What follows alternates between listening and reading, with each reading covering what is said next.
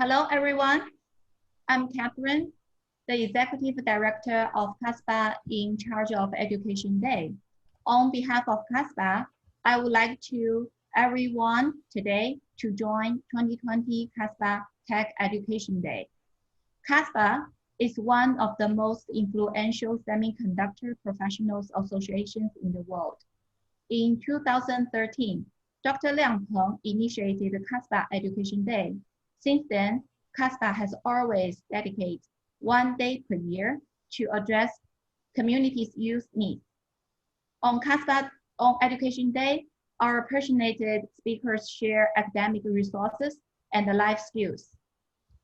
We have invited experts like educational specialists and professional leaders to inspire both parents and students. CASPA Education Day has also provided a TED Talk-like training platform for middle schoolers and high schoolers to share something meaningful in their lives. This year, we host the Education Day online. Our agenda today is like this. Firstly, our president, Dr. Xue, introduced CASPA. After that, Professor Asanovich will give his keynote speech. Then we will have the first round of raffle drawing.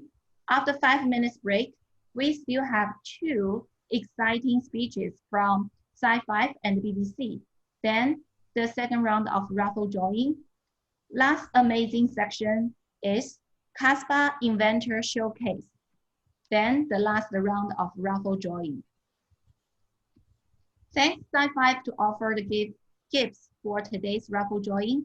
Here is the instruction for prize drawing. There are 3 steps.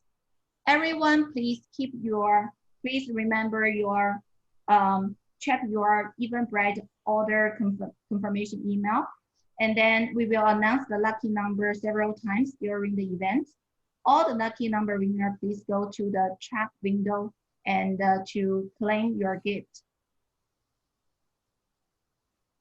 During the event, if you have any questions to our speakers, please feel free to write down your questions in the Q&A window anytime during the speech. Thanks. First of all, let's welcome the CASPA Chairman and the President, Dr. Xue Song, to introduce CASPA. Song, please take over. Thanks, Xiaoyan. Let me take the share window. Yes, you can share right now.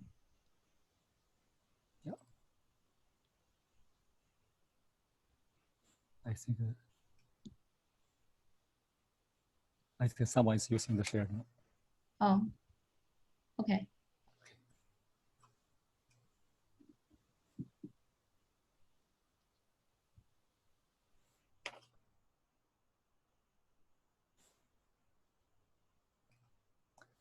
Can everyone see my window? Yes. Yes, we can see it. Okay. Hello, everyone. Good afternoon. If you are in Asian, good morning. My name is Song Xue. I'm the president of CASPA, the Chinese American Semiconductor Professional Association. Welcome to CASPA 2020 Tech Education Day. Today, we are going to work with Sci-Fi. Together, we will offer a very special events to the students and parents, and to introduce and illustrate some new IoT device and using a new technology. CASPA is a non-profit organization for high-tech professionals and engineers.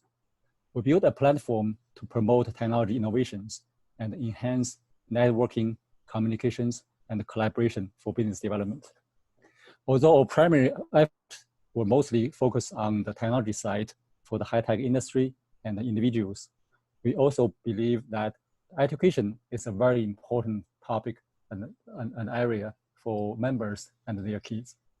So we also extend our effort to make a dedicated event for helping the young generation of our members. As Xiaoyan mentioned, in 2013, we organized the first Education Day event. It was well received by the community. And since then, Education Day became the very popular annual CASPA events. In the past, we worked with several leading technology companies, such as Broadcom, to introduce some new technology devices such as the Raspberry Pi, to the young students. Today, we are very happy to work with Sci-Fi to introduce a new IoT device supported by the new RISC-V computer architecture. Today, I see a lot of people join this event. I think there might be some new friend, which is the first time to attend CASPA's events. So before the program starts, I would like to take a few minutes to talk about CASPA and to let you know who we are and what we do. As I mentioned, CASPA is a nonprofit organization. It was founded by a group of engineers in the Bay Area. The organization was founded in 1991. For today, it's already about 29 years. So we are the nonprofit organization, works mostly for the semiconductor industry, the companies, and also for the professionals. We have over 6,000 individual members and have over 60 corporate sponsors to support us. Worldwide, we have 11 chapters. And this geologic map, and our headquarters is in Silicon Valley. And in the US, we have 6 chapters. The chapters are at Portland, San Diego, Phoenix, Austin, Dallas, and New York, Albany. And also across the Pacific, we have 5 chapters in Asia. The biggest one is in Shanghai, and also we have Beijing chapter. We have Hong Kong, Shenzhen, and Guangzhou share 1 chapter based in Guangzhou. And also we have Taipei and the Singapore chapter. Our mission is try to promote technology innovations and also bridge the Silicon Valley to the rest of the world. We work hard to facilitate collaborations and business expansion for semiconductor companies. And we also try to build a platform to make improve the networking and also provide opportunity for career development for both corporate and individuals. With this goal in your mind, we organize various kind of events. Here are some of the major highlights. Every year we organize 2 symposiums to the public and also 1 conference for technology innovations. We always invite the top people from the leading technology companies to share their vision and the technology trend. And also to help our corporate sponsors, we organize different kind of events, such as like a corporate mixer, and provide them networking and collaboration opportunities. And also each year, we organize a job fair for corporate and individual members. And we will help the corporate to find talent people and also help each individual member to develop their new career paths.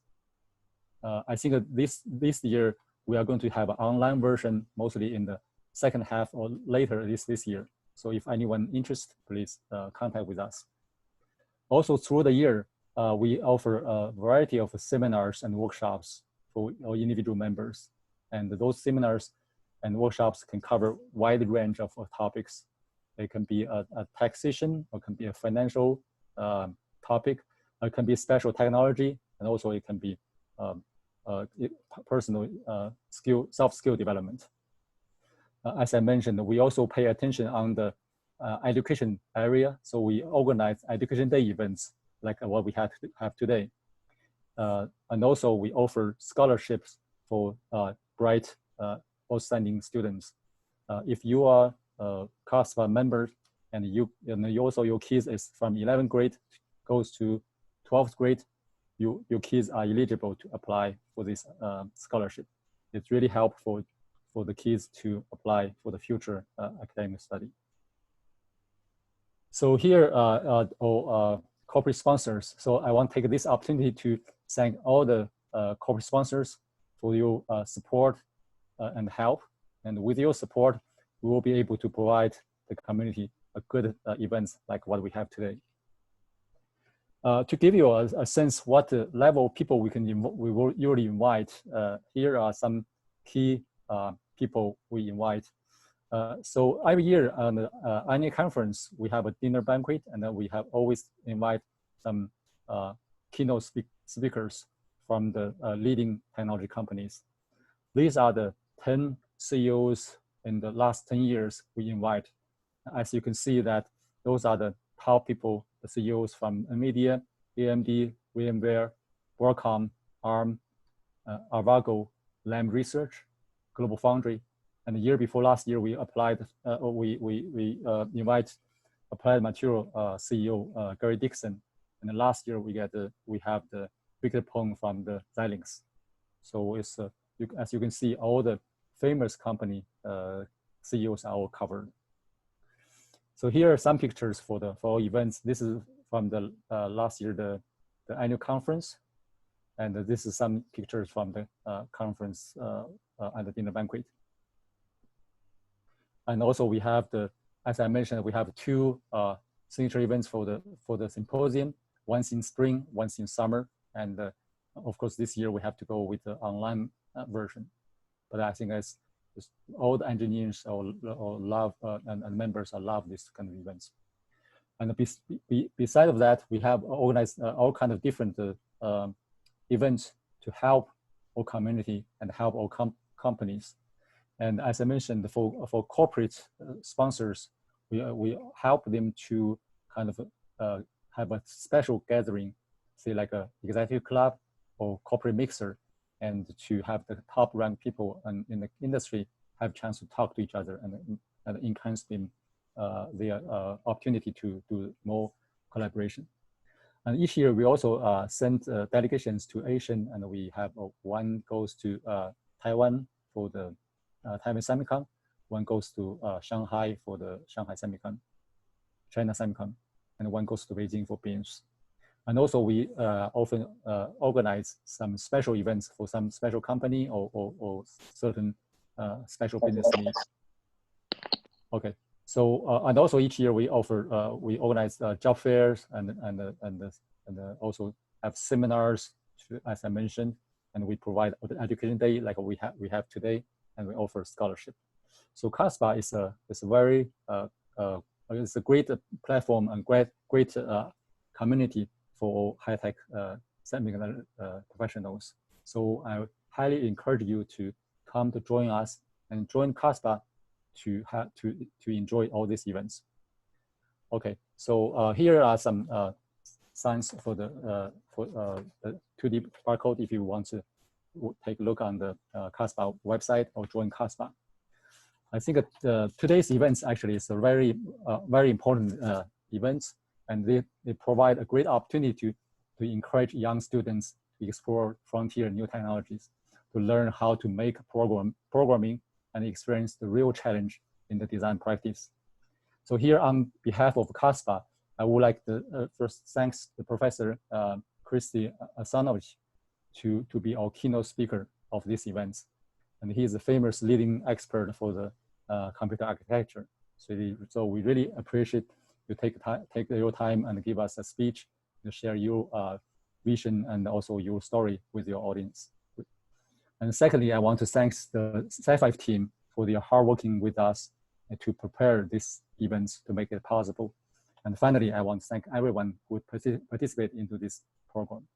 So through this program, I hope all the young students and everyone who participated in this program will learn something useful and gain something benefit to yourself. And I wish today's Tech Education Day will be a successful event. I hope everyone will enjoy it. Thank you all. Okay.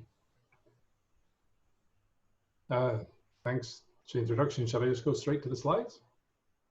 Let me introduce you a little bit, Professor Asanovich.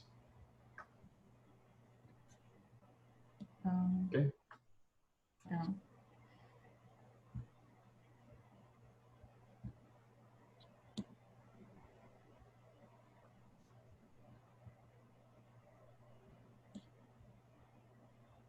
I believe right now a lot of the audience already have a lot of questions.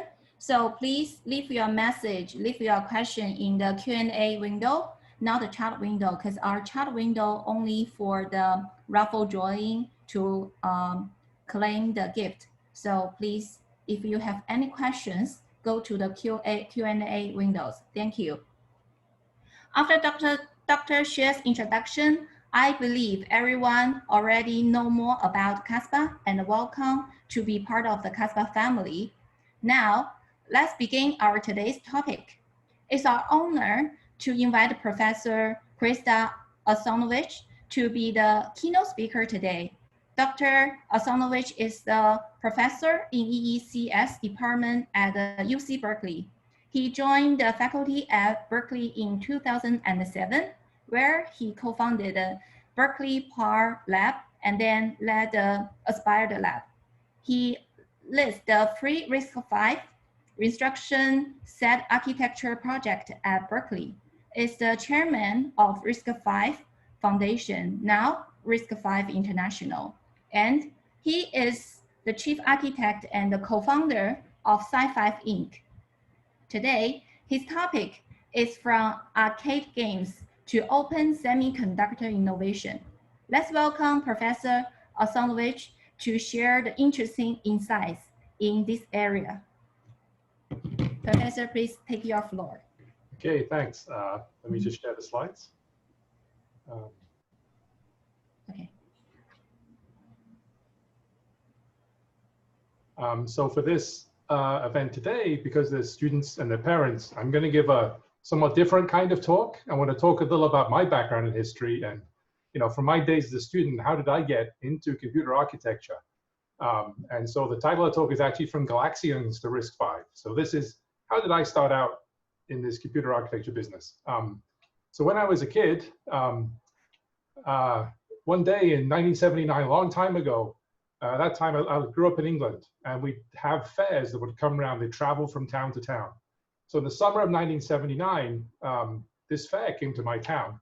And that was the first time I ever saw a video game. And it was a full color. It was actually the first full color arcade video game.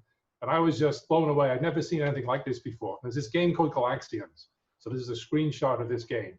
So this is an old video game. I was just a young kid then, and I was like, wow, this is incredible.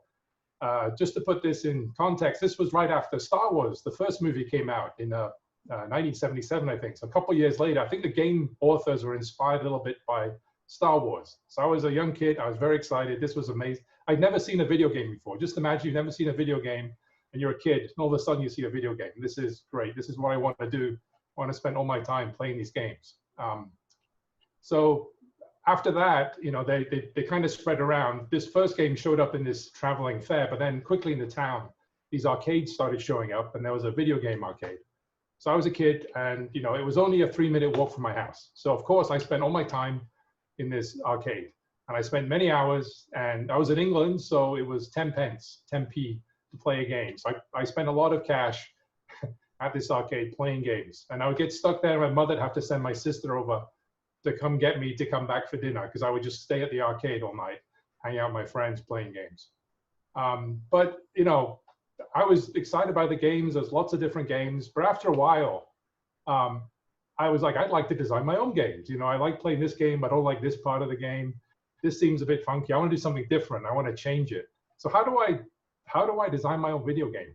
So I used to know the owners of the arcade. I was there so much, I got to know the owners and the people who worked there. And so I'd start opening up the video game arcades and looking in the back, what's in the back of this big machine. And I'd see all these circuit boards.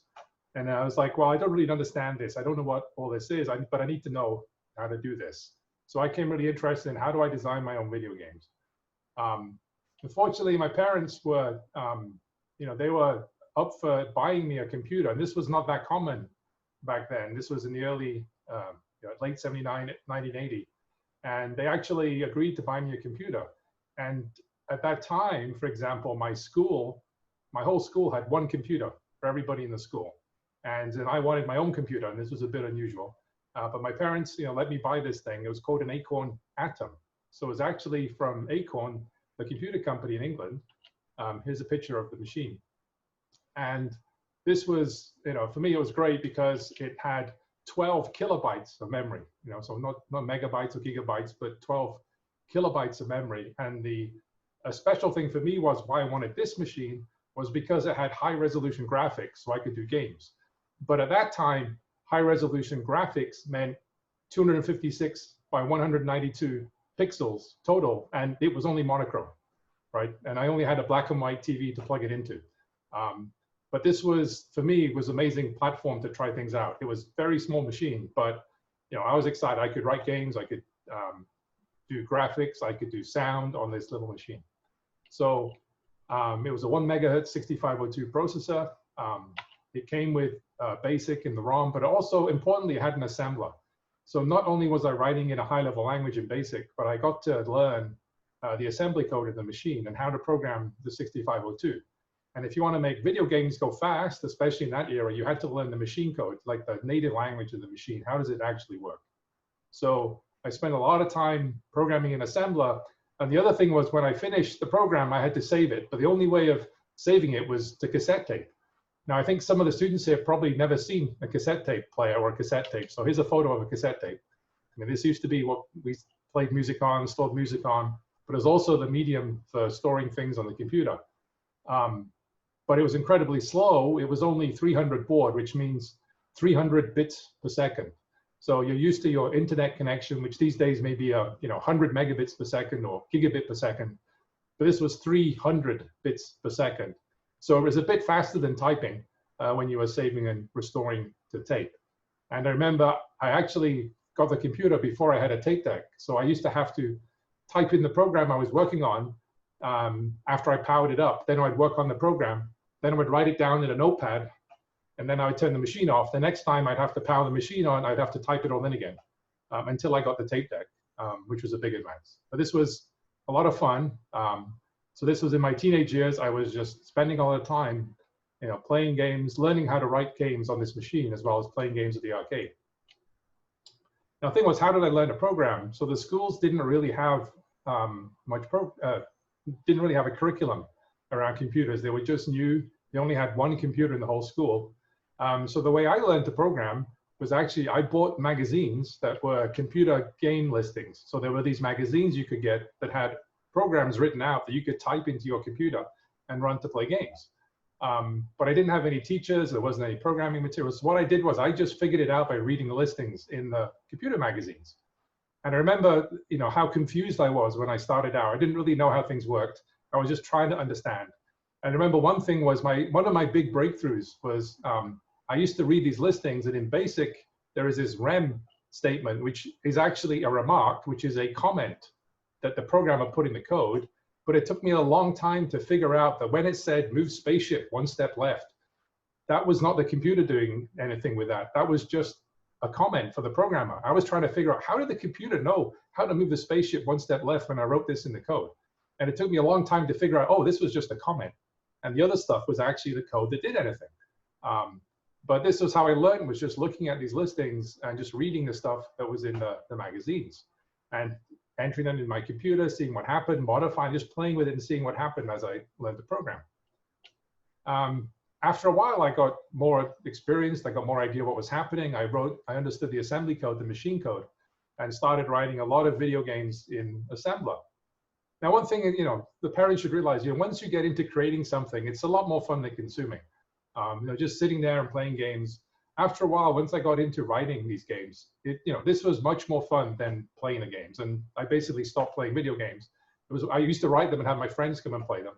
And I would just be interested in fixing the game and adding more features or doing something to it. I didn't really play the games that much after that. I remember one of the highlights was one evening I set out deliberately to write a whole game. And this was a breakout style game with a bouncing ball and bricks. And I did all the graphics, the sound, and the whole program. The whole thing fit into 512 bytes. There was one piece of the memory was only 512 bytes big. So I've managed to figure out, careful programming, how to put the whole program into 512 bytes. So these days, you'll probably find some comments are longer than 512 bytes. But the whole game, including graphics and sound, in those days, you could fit it in. And so this was very useful to learn how to make things efficient, and very limited machine meant you could, you would reason about this and you would try and make things work with very limited resources, right? And it's still a useful skill. But that was just a fun project for me, try and do a whole game in 0.5 kilobyte. So now one other thing that was also very important about this machine, when Acorn shipped this computer, you didn't just get the box and the manual, you also got the schematics. So they actually gave you the circuit schematics for the whole computer. So at first I had no clue what all this meant. But over time, as I learned more, I could actually go look at the circuit board, look at the schematics, read the code, and I started to get a very good understanding of how the computer works. This was really important for me to understand it. And I think this is a great example of open source hardware. So they gave you the machine, you bought the machine from them, but they gave you everything you needed to modify it, to add hardware to it, to understand what was going on, what was in the machine, so you could take the best use out of that machine. So I think this was, really important, and for me, it was very valuable, being able to see all the inner workings of the computer and exactly how everything was built. Now, a bit later, just to connect with the BBC here, so that Acorn Atom was actually an early machine from Acorn, and they used that experience to build a prototype that they bid for the BBC. So the BBC was doing an educational TV series called The Computer Program, and Acorn won the competition to supply the BBC with computers. And this was a very big, important deal for Acorn. The BBC Micro was a very well-designed machine. It was very popular, and it was widely used in the UK schools for education. They actually sold over 1.5 million of these, which was a lot for the machines at that time. And one aspect here, because the BBC had a computer program on teaching people how to program, and notice the computer program is written with the English style program for a TV program, not a computer program. But this computer program, the TV program, was very popular. Parents bought these machines so their kids would get a head start in computing. And so a lot of these were bought for people in the home. I didn't have one. I had my earlier machine. I always wished I had this one because it had so many more features. But these are a very popular machine, very important for Acorn, and also a big success for the BBC. This was a big success in terms of education. Now, one little thread here is what's interesting is Acorn actually used these machines they built to design their follow-on microprocessor. So people at Acorn wanted to build an advanced RISC processor, and they actually simulated the designs on BBC Micros. And this is what later became the ARM processor that's now standard in the industry. Every mobile phone is based on ARM. ARM is used widely in lots of other applications. And ARM, actually, the acronym originally stood for Acorn RISC Machine. And it was Acorn in England that developed this.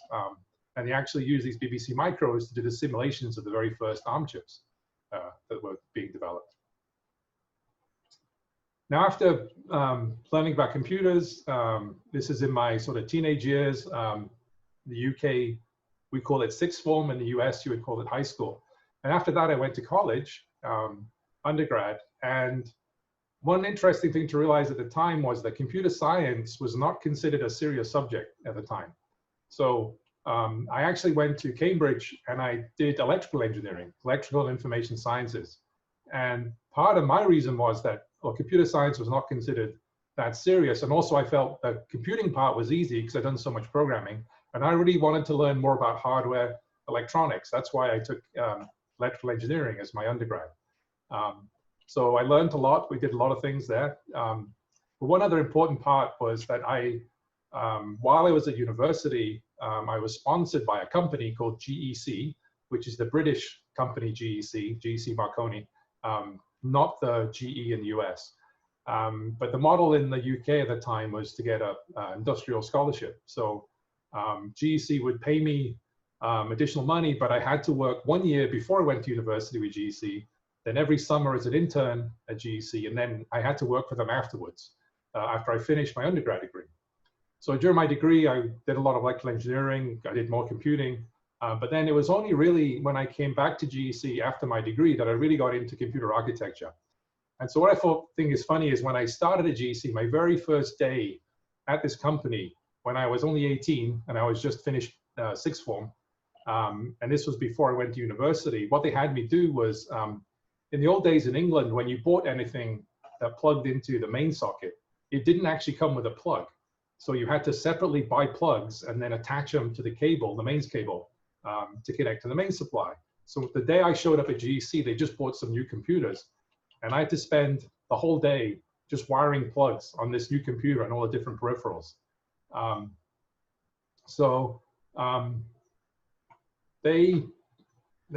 after that, though, I spent a long time doing various projects. And by the end, in the last project, I was actually designing a very big, massively parallel computer system by the time I'd finished my sandwich course at the university and at GEC. So just to talk a little about that, and that's really what got me interested in computer architecture was, during my college years, I did electrical engineering, I did a bunch of computing. But when I left and came back to GEC, they had me work on a big project that was a European research project, developing a big computer for 5th generation AI. So this is Lisp Prolog-based AI processing. And this was really the first chip that I worked on, helped design the architecture of this content addressable parallel processor. There was 148 little processors on a chip, and we packaged many of these into a system controlled by transmitters. So there's a total of 170,000 of these little processors inside this system. And during this time is when I started reading all these papers from Berkeley about, this RISC project from Berkeley and also from Stanford. So I read about Dave Patterson and John Hennessy at that time while I was undertaking this project in the UK on the 5th generation computers. So that's what got me excited about going to grad school. Doing this project in the UK, I got interested in computer architecture. Then reading these papers from the folks at Berkeley and Stanford is like, well, that's where the action is. That's really where I want to be, is go to California, go to Silicon Valley, go to the schools there to do a PhD. And so I applied over there. And luckily, I got into Berkeley. That was one of my top choices. And I did grad school at Berkeley. So I worked on a bunch of things, but my main thesis chip was this thing called T0. And this was the world's first single chip vector microprocessor. What's interesting back then, the reason we built this chip was to be a high performance specialized processor for running neural net training algorithms. So this was the last time that neural nets were very popular.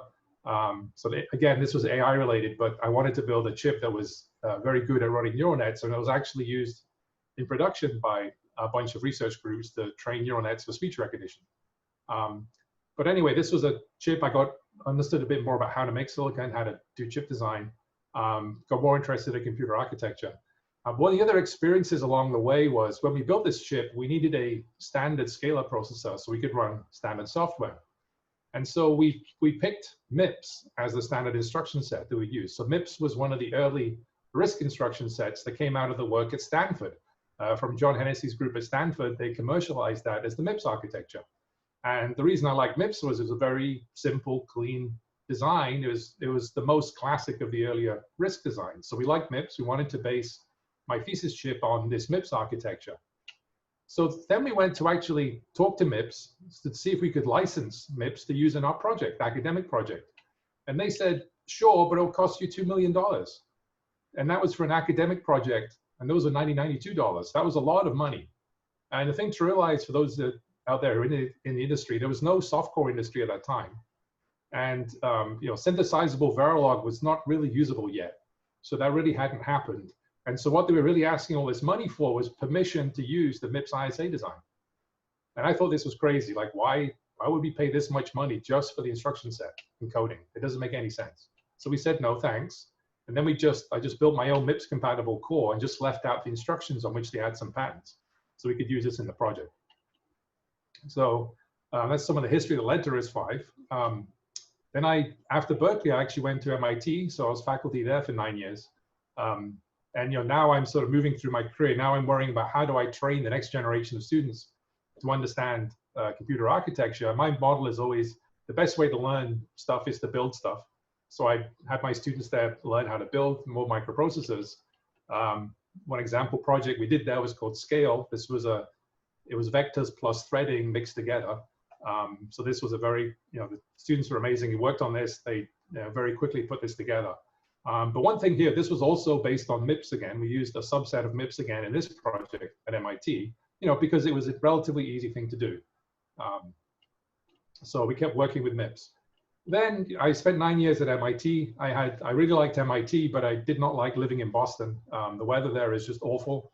I missed the Bay Area, the greenery, the scenery, the weather.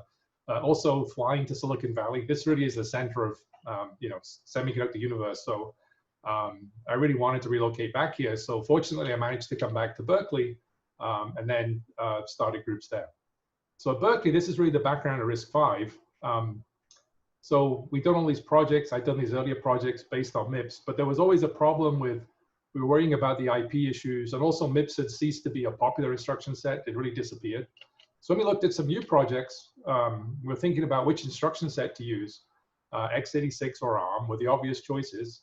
But both of these were really impossible. The x86 and ARM were both very complicated, too difficult for a grad student group to build. Back in 2010, when we started this, ARM did not have 64-bit address space, so we wanted 64-bit. And with both of these, a big problem was IP issues, that we wanted to build designs and share them with our colleagues at other universities, but we couldn't do that because of the intellectual property concerns. So we could get sued for making an open implementation available. So we decided to build our own ISA, our own instruction set. So the main designers were Andrew Waterman, Yunsub Lee, who are my grad students then, and now they're co-founders of Sci-Fi.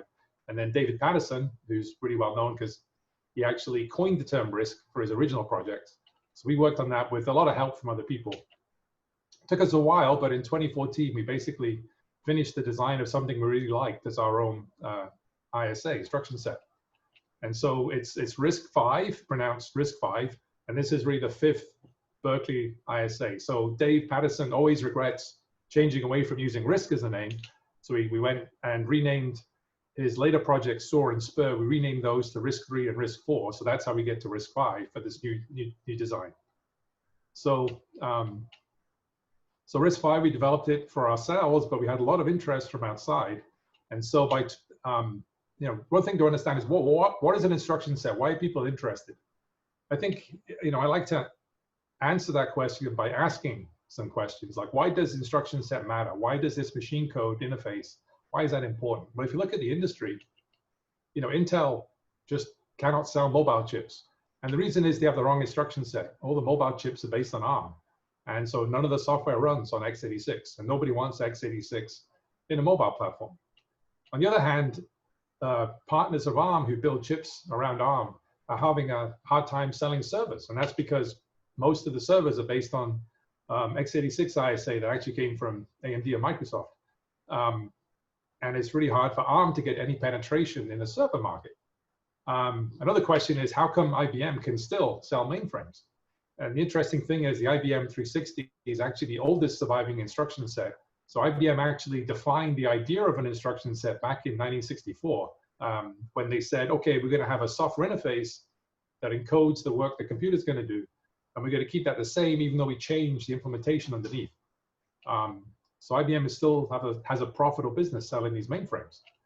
And the thing to realize, this instruction set architecture, which is how you encode software for the machine, this is really the most important interface in computer systems, because this is where software meets hardware. And you can see it kind of divides our industry, like mobile, server, mainframes. It's really segmented by the ISAs they use in those domains, because that governs what software is available to use in those spaces. Now, one thing that's curious is most of the computing industry has open interfaces. You define a specification, it's open, anybody can implement it, and people compete on how good their implementations are.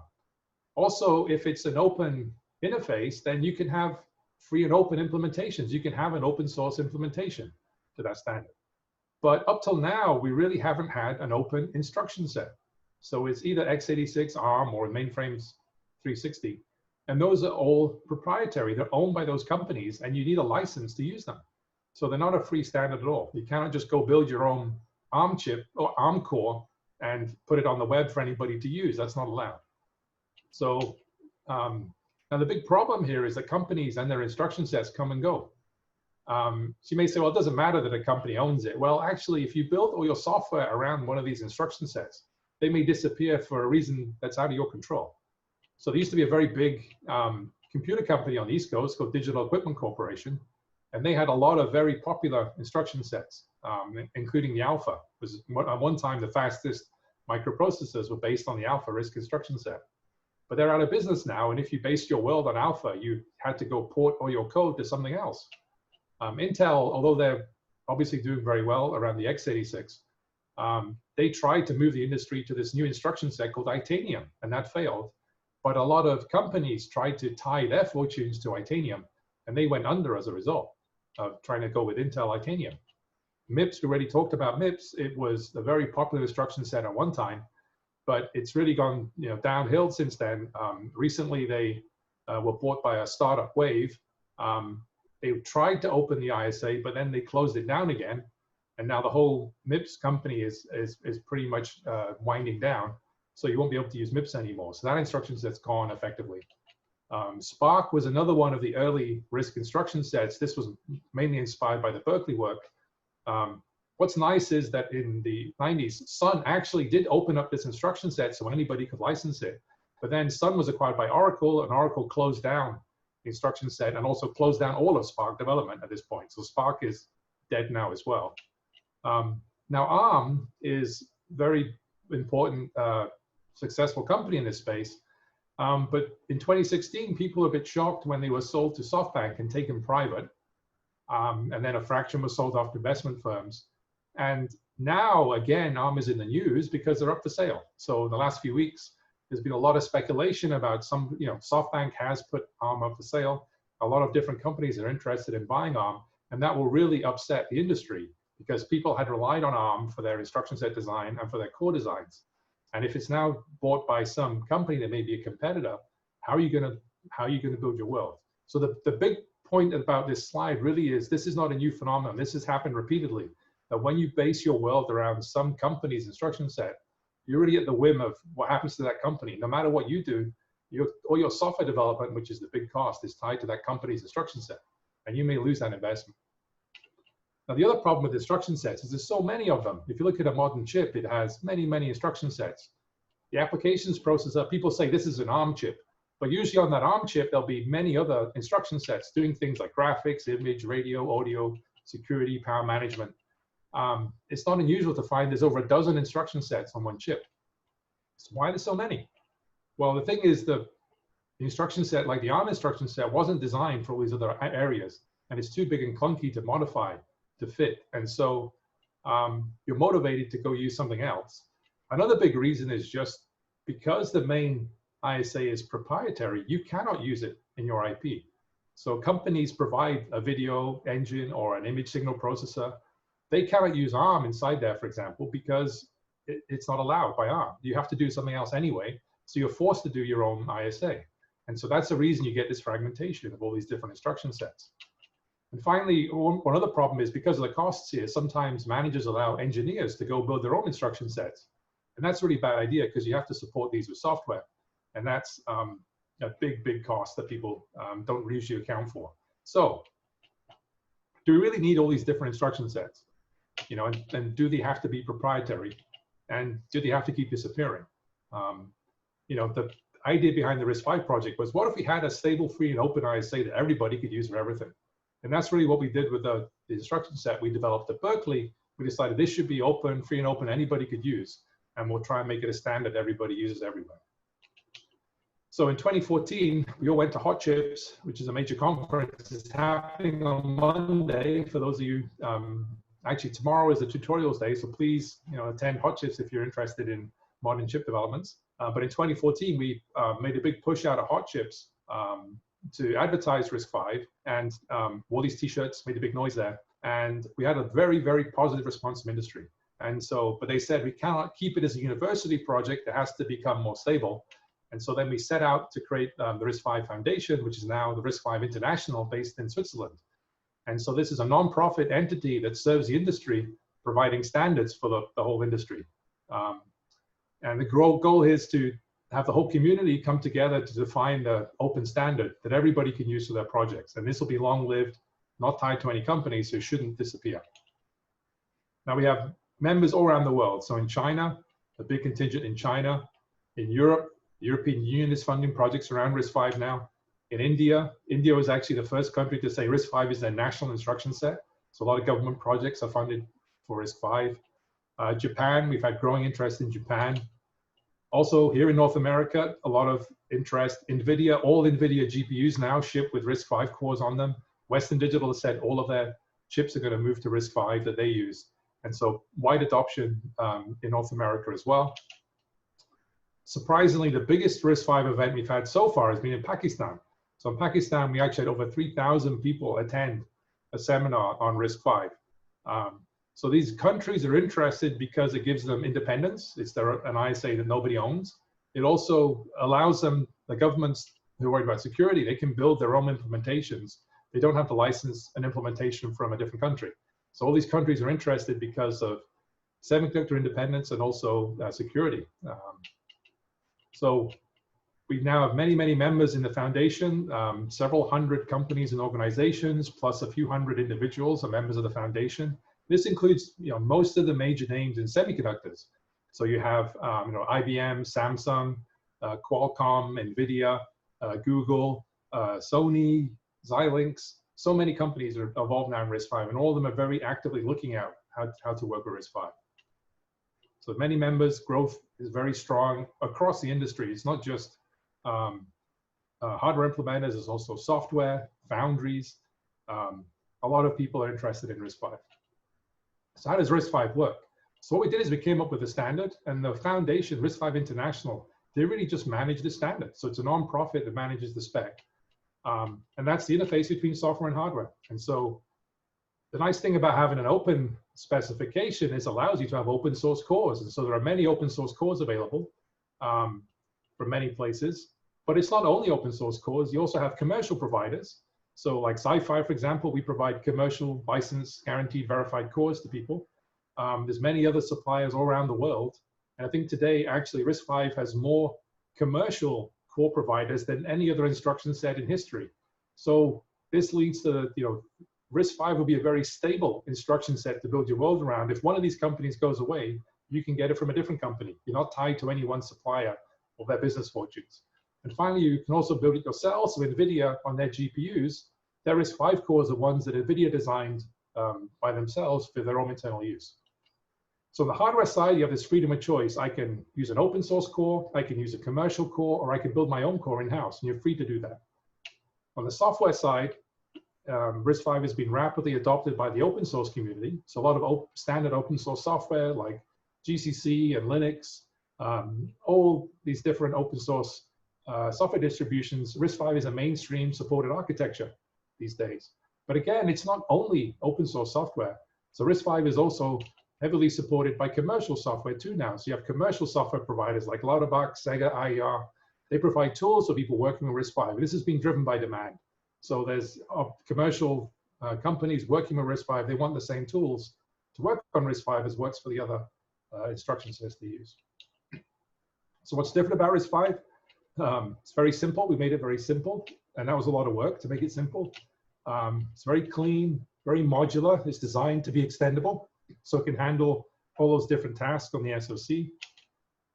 It's stable because we don't have a commercial interest in pushing it forward and making you pay for the next one. We can standardize and freeze the design so you have this stability in the software stack. Another big difference is designed by the community. It's not just one company. It's all these companies coming together to design this instruction set, and also the software community helping us design the instruction set. So just to give you an idea, so this is the base instruction set for RISC-V on one slide. It's that simple. And when I think back, it's when we talked to MIPS back in 1992, basically they're asking us $2 million for this. Right, here's the encoding of this instruction, looks like this set of bits. This is really all an instruction set is. Here's a string of bits in memory, this is what they mean. At some level, that's all the instruction set is. It's just the specification that you just have to all agree on. And that's what we're doing at RISC-V. There's a little bit more to it than that, but when it comes down to it, this is really all there is to an instruction set, is an encoding. So why is RISC-V so popular? I think engineers sometimes don't see the forest for the trees. They sort of fixate on, is something 10% faster or 30% lower power? But the RISC-V really changes the business model. Previously, you wanted a core, you would go ask all the different vendors, how well does that core work? And you'd pick one. But once you pick that vendor, you would get their ISA, and then you're stuck. On the next generation of that chip, you'd have to use their ISA. Otherwise, we'll rewrite all your software. But RISC-V, you flip it around and say, I'm going to do RISC-V. And now I have multiple vendors who are going to compete for my business. And next time, one of them will win. Next time around, you can use a different vendor for the same socket because they're all compatible and follow the standard. And the momentum is building up here. Even if there's some features, RISC-V is still a new instruction set, is still evolving. All those are getting fixed very quickly over time because there's so much momentum and interest in RISC-V that's filling that out. So right now, just to kind of wrap up here, our modest goal now is basically become the industry standard instruction set for everything. We're sort of working slowly toward, well, quite rapidly towards that goal. And this is really our motive, is make sure we can have the same ISA everywhere, simplifies everybody's life. In education, talking to students out there, what you'll see when you go to college is almost all the major universities now are adopting RISC-V, and you'll see that in your classes. The undergrad curriculum around the world is starting to focus on, standardize on RISC-V. And that means for industry out there, you will get, you know, undergrads coming out of college will be trained in RISC-V already. That's what they love seeing in college. You'll be hearing more about this board later. This is from Sci-Fi. This is a board to help you, you know, practice and learn how to build embedded systems, IoT systems. This is a board. You'll hear a lot more about it later today. And really just to wrap up here, so RISC-V is really about, you know, completing this innovation cycle. You know, what I learned from my own past was being able to get access to how things are built. That's how I learn. And so keeping things open so anybody can go dig in and find out how things work is really key. So if everybody can use the same open platform, you can use that in education, you can use that in real products in industry. You can take those industrial problems, like problems industry's having, take them back to a research group. They can work on something and immediately feed that back and have it be applied. So that's really the goal of RISC-V, is building this open ecosystem, research, education, industry all work together on the same thing. Okay, thanks. I'll wrap up there. It's about time. Well, thanks for Professor Osanovich's great sharing. It's already a lot of questions from our audience. So the first question is from Cassie. I guess she's the mother. So the question, I think, is asked about Krista's parents and Krista as a parent. What's your attitude? When you were spending so much time in arcades playing games, were your parents worried? Did they try to stop you? What happened? And if you, as the parent, when your kids play a bunch of games, what would you do? Yeah. So when I was a kid, I think I was always doing well in school. So they weren't really worried because, you know, I was doing fine in school. They did worry about, you know, they would come and get me sometimes because I spent too long at the arcade. But I was doing fine in school. So they were like, always okay. You know, he's doing okay. And, you know, doesn't seem to be a problem. Now, as a parent, I have a 6-year-old, 6.5, and he spends a lot of time on the games. Unfortunately, now with COVID, you know, we can't do as much. You know, I wish he was outside playing with the kids and doing stuff. We try very hard to keep him off the iPad, but sometimes you know, we just can't. And again, he seems to be doing fine. You know, he seems to be doing well at, you know, the things he does study. So I'm not so worried. But I do think back to my parents. I think as long as they're doing fine at school and, you know, they have friends and they seem to be doing okay, I don't think it's a big worry. I don't think people should worry. Okay, thank you. I'm trying not to worry about my kids. I guess you will comfort a lot of the parents here. Thank you, Professor. And the next question is from Charlie. His question is how to start to work with open hardware by GitHub. How to work? Well, I think there's, at RISC-V Foundation, there's actually get started with RISC-V guides. There's some how-tos on how to get going. And we need to improve those resources, but there is some resource there that tells you how to get going. And I think, you know, like with the event board and other things, we're trying to Sci-Fi also to build more guides to get people up on, you know, dev boards and to understand how things work. My group at Berkeley as well has a project called Chipyard, which is meant to be an open environment for building SoCs. And we're trying to make that well documented so people can learn there as well. So there are a lot of resources, a lot of websites. It is hard sometimes just to navigate. Sometimes there's so much, trying to figure out the right path to get going. But at the foundation and the Sci-Fi, we're trying to make that a bit easier. Yeah. Okay, thank you. So the next one is from the Eric Zhang. The question is, what will happen if you took a modern day computer and gave it to a computer company from back then? Took a modern day computer, give it to a company back then. I'm pretty sure the engineers will start using it for their simulations. Like all the engineers out there know that you spend all your time waiting for simulations to run. So you would use the computers to run simulations to let you build faster computers.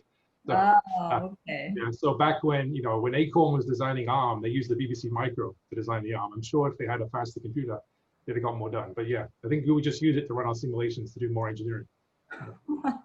That's fast. Thank you. And the next one is it possible to have, is it possible to have a compiler to recompile the binary code for one ISA to run in other ISAs?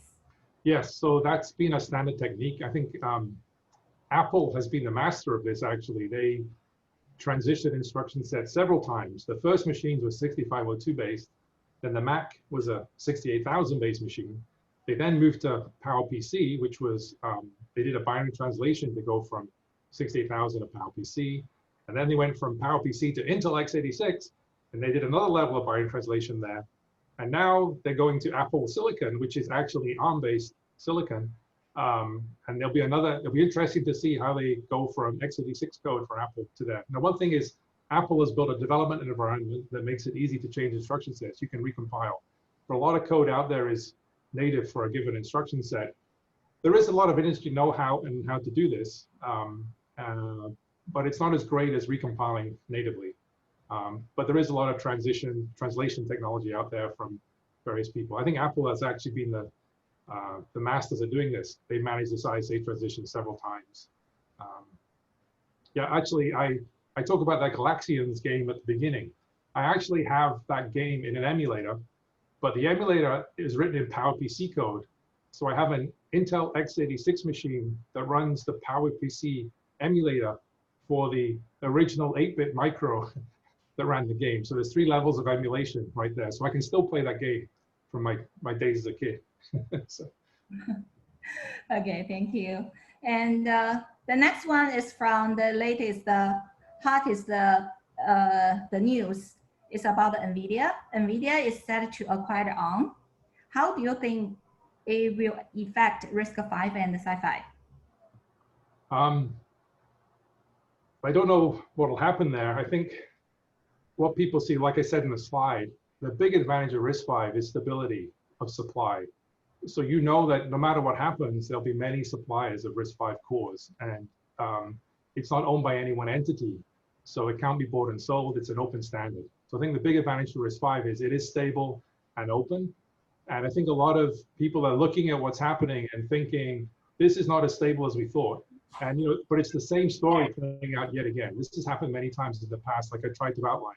This is not a new phenomenon. But I think we can hopefully move the industry to a single, stable, open standard, so they don't have to worry as much in the future. So I hope, I think people appreciate what we're trying to do with RISC-V now, and hopefully get even more traction. Thank you, Professor Asanovich. I think this questions pretty much covered most of the questions asked by the audience. What a great value of the past half an hour. Thank you so much, Professor Asanovich, for sharing so much insights about the STEM education, chance of the semiconductors, IoT, especially the gaming experience. I bet your generosity to share has already inspired so many students and the parents and the hopefuls who are looking for the opportunity. Again, thank you so much. Okay, thank you for having me. Thank you.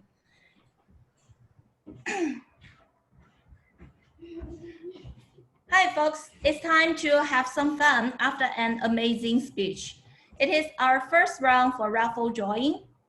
Hao, could you please take over to find our lucky persons for this round?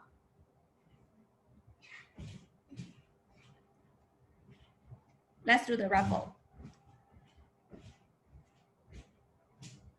So is it the first one? Yeah, this is the first one. So the first one is 1424204987. Okay, we'll put the number to our chat window. Please, the winners go to the chat window to claim your gift.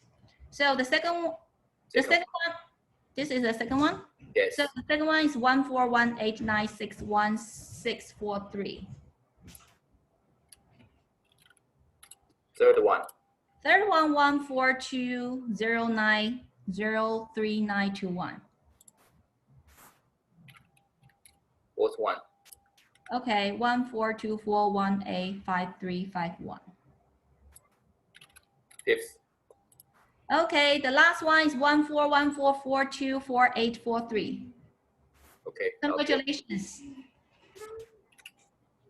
Please, the winners go to the chat window to claim your gifts.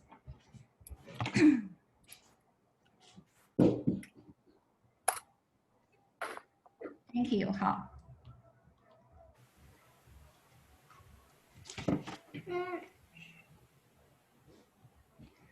Now let's take a 5 minutes break. We will have a video of high five showcase to share. How please play the video.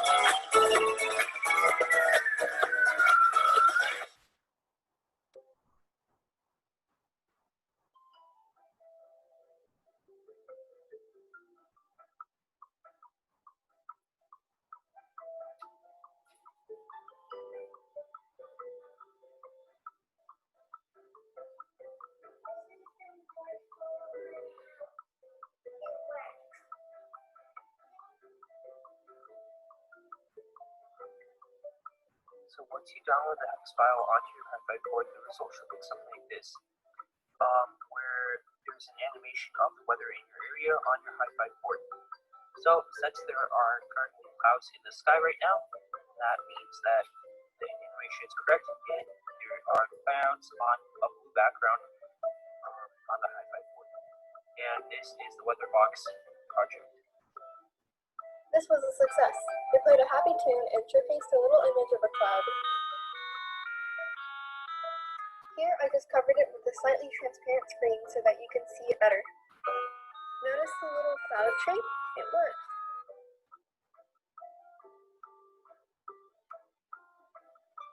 For my project, we're only using the A and the B button.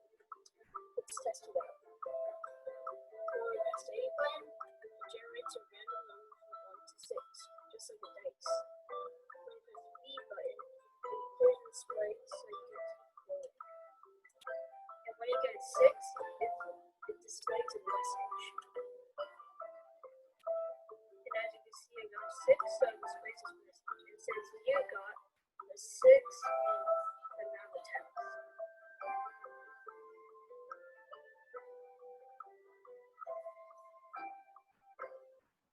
Now, on the Hi-Fi board, it says, "Hello, welcome to Hi-Fi."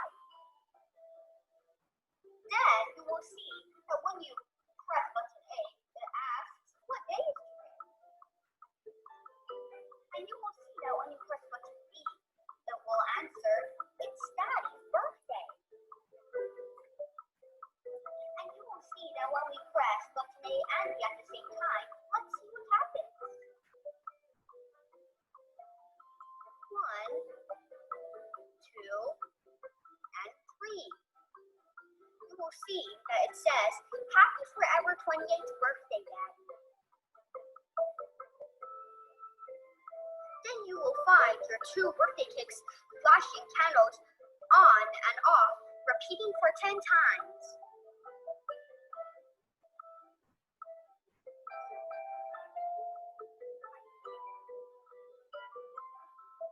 This live board over here, you only have to look at the LED. The game is pretty basic. You just, as a player, you can press either the button to navigate and a line of walls down the screen that you try to avoid. Yeah, that's pretty much all there is to it. And in the end, it will show how many walls there are.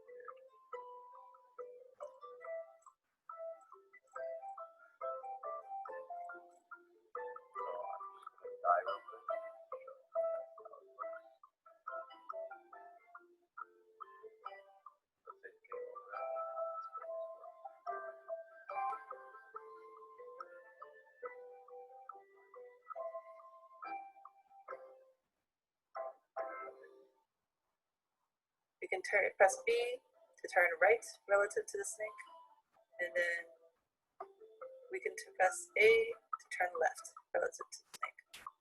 And the apples are represented by these red dots right on the screen. And the goal of the game is to get as many apples as possible. And as you can see, each time we get an apple, we get longer and longer, and therefore the game gets harder and harder. One of the possible ways that you can possibly lose in this game is that you gain too many, too long, and then you accidentally hit your tail. So in that case, I got too long, I looked around, I hit my own tail, and it takes me to the score screen right here where it says, you scored, and then let's see, 8 points, right? So that's one of the ways that you can lose. So it's the evening right now, and the moon is just coming up. And after running the code, we can see that on the LED array, there's a sliver of the moon peeking up out of the green horizon or landscape with a blue sky.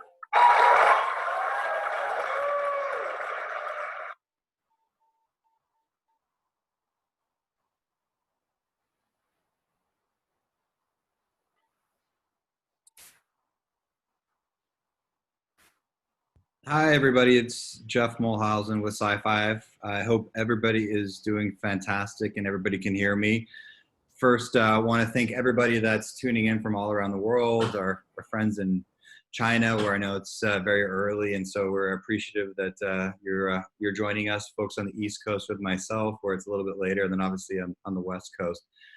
I definitely want to give a big thanks to all the students who participated in this program. They really did a great job, and I think they exemplify why Sci-Fi created an education program and what the goal of it is. So I wanted to share that with the parents and talk about why we think coding education is so critical. I think everybody on this call will know that, but we just want to kind of reinforce why it's important for Sci-Fi and the tech community more broadly. And then just speak directly to the kids about the future that they're going to be developing for the rest of us who are not quite as young as they are. And our future is going to be predicated on all the amazing things they invent for us. So Sci-Fi created this education program because one of the things when you take a look in the education space is that it really has not moved past where it's been for the last 50 years. The key subjects in the classroom really haven't changed, and math and science and literacy and social sciences are all, still obviously very important. But one of the things that really hasn't been adapted or adopted into the schools is really teaching kids about technology, teaching them about hardware, teaching them about coding, teaching them about the skills of the future that they need. And yet the students' entire world now and in the future is going to be defined by technology. And we're going to have Chloe talk about how these kids' worlds will be defined by this technology. So Sci-Fi felt like I know all the other tech partners that it's important to help try to pass along this knowledge transfer to kids, to get them excited, to reach the pockets of communities all around the world where coding is maybe not obtainable, or there's a big black box. One of the things for us that was really critical in showcasing these students is we're going to use these videos to showcase that coding is accessible and easy for people all around the world. I think when you heard Krista's presentation, it was great to hear about how he got into computers, got into coding, and had the support mechanism to pursue that passion. And certainly we want to really help generate that next amazing innovator, the next creator of RISC-V, the next creator of Apple.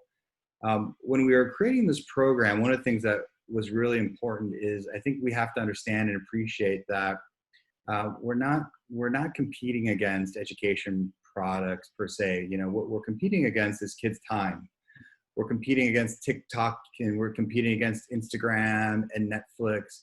So it's important as we provide these education opportunities to kids that we make them exciting and we deliver compelling experiences. And I think one of the things that Kara will talk about in her video coming up, she leads Global Head of Learning for the BBC. And BBC has really been a master at using storytelling and powerful content to make learning fun and exciting all over the world. And certainly we want to use that theme and that motto to help really get kids excited. I think for all the kids on this call, what we want to do is help you understand that you're going to live in a world of constant influx of new technology and new innovation, really in ways that we can imagine now and in other ways that nobody on this call can possibly imagine. And so we really want you to understand where the world is from a technology perspective, to start to give you a flavor and a taste of how technology is going to impact you, start you on that pathway to wonder, creativity, innovation. And then use the videos that you're going to see later and the kids talking about the coding projects that they've created to inspire you to get coding and get excited about it. Again, certainly Sci-Fi and the entire tech community hopefully will help build momentum to make coding and hardware accessible for students all over the world. And we're going to pull in a new generation of coders, and that's going to be more balanced with where they come from, and we're going to get more girls into coding, so that that's balanced as well. And that's a good segue to transition it over to somebody who is both a great coder and I think a great role model for women in the tech industry. So Chloe, do you want to walk the kids through about what their future holds? Yeah, Catherine, do you want to quickly take over or no? Yes, because Jeff is in DC, so I think he's very excited to share about his perspective. So he cannot wait to my introduction. Sorry, well, I wasn't sure. So let me just make it up, okay? Yeah, all right. Let me share the screen first.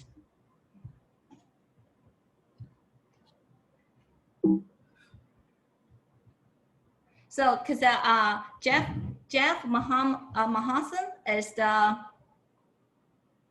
head of the education technology at Sci-Fi, and so he already shared his perspective on the computing technology trends and the skill sets kids today need to focus to excel in tomorrow's workplace.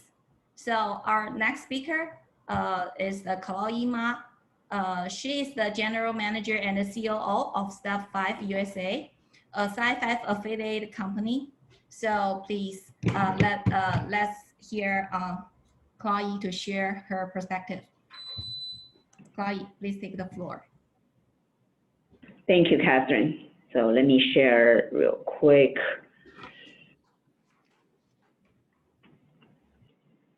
Okay.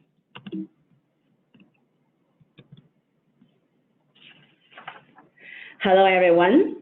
So I'm honored to have worked with this group of amazing kids over the last month, as well as be on the same virtual stage as Professor Asanovich at this event. So for me, I kind of stumbled into engineering in college by accident, and then I fell in love with it. I have always been amazed at how technology has fundamentally changed our lives. And I feel extremely lucky that I witnessed and have been part of this tectonic shift that the technology industries are going through. For a lot of you, you will start your careers in 5, 10, 15 years. And I hope that you will continue to harness technologies for the betterment of mankind. So one of the most significant changes that the digital economy brings is the explosion of data. Data volumes have skyrocketed. More data was generated in the last 2 years than in the entire human history before that. Let's look at some examples. An average internet user is generating about 1.5 gigabytes of traffic per day, although that might have changed with COVID-19 and everyone is on Zoom all day. But things, not human beings, things really dwarf human beings in terms of generating data. And an autonomous vehicle and a connected airplane can generate around 4 to 5 terabytes of data per day. That's about 3,000 times that of an average internet user. Then moving on to a smart factory.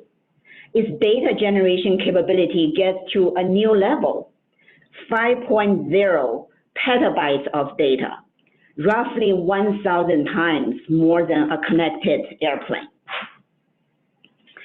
So this data explosion is also dictating a fundamental computing architecture change. If you look into the history of computing, it alternated between centralized and distributed architectures. Many of you are familiar with the mobile cloud era, which we're in now, where your mobile phone is connected to a cloud backend. And the cloud backend is where the majority of the computing happens, on racks and racks of servers in often hyperscale data centers. But because we now not only have mobile phones, but more and more smart things that are generating tons of data. And a lot of the data generated only makes sense to help with decision making in their local area. It does not make sense anymore to move huge amount of data to the cloud to be crunched just to return the decision back to the device themselves, because that is slow and expensive. Now we're entering a new phase of distributed computing where intelligence and data crunching can happen at the edge, where data is generated or very close to the data source. That means the things are going to become smarter and can derive insights from data it collects. We call this AIoT, shorthand for artificial intelligence and Internet of Things. So what do these smart AIoT devices and systems look like? Here I'm illustrating the essential blocks. First, it has to have sensors to gather information about the environment. For example, temperature sensors can detect heat, possibly from a fire. It also needs some kind of connectivity to send the sensor data to the control center. The control center can then decide, the control center can reside on the device itself or on a gateway close by or in the cloud. Then the control center can analyze the data and make a decision about what to do. The decision then needs to be carried out by an actuator. In this case, if extreme high temperature is sensed, it probably means a fire has started.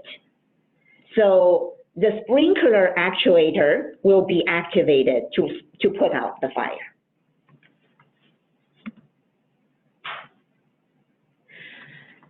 So let's dive into some details of each of these blocks. The sensor block. We already talked about the temperature block, the temperature sensor. They can also be light sensors to detect how bright it is, a compass to indicate the direction, an accelerometer that can sense the movement, or a gyroscope that indicates the orientation of the device. Connectivity block is used to connect the device to the outside world. Many types of connectivity technologies can be used, such as Bluetooth, Wi-Fi or cellular, NB-IoT, or it could also be through a USB cable. Then for control, typically a CPU, central processor unit, is used for data crunching and decision making. The data collected and processed need to be stored either permanently or temporarily in the storage and memory subsystem. This could be flash storage or SRAM. Last but not least, an AIoT device could also have an I/O subsystem, such as an LED display to show some status, or a speaker to make some announcements, and many others. Indeed, the Hi5 IoT development board from Sci5 has all these components integrated into a mere 22-gram device. It has an onboard, in terms of sensor, it has an onboard accelerometer, a compass, temperature sensors, and also here there is an ambient light sensor to sense the, how bright it is. Connectivity is provided in this large chip here, and it supports both Wi-Fi and Bluetooth options. The CPU here on this side of the board is from Sci5. It's based on the RISC-V open instruction set architecture that Professor Asanovich just discussed.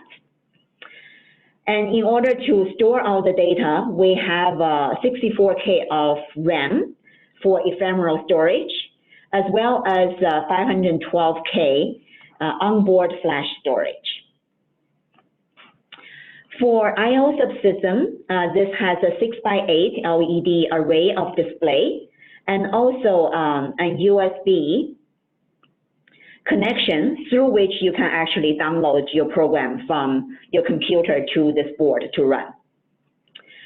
The bottom part is a connector that's microbit compatible.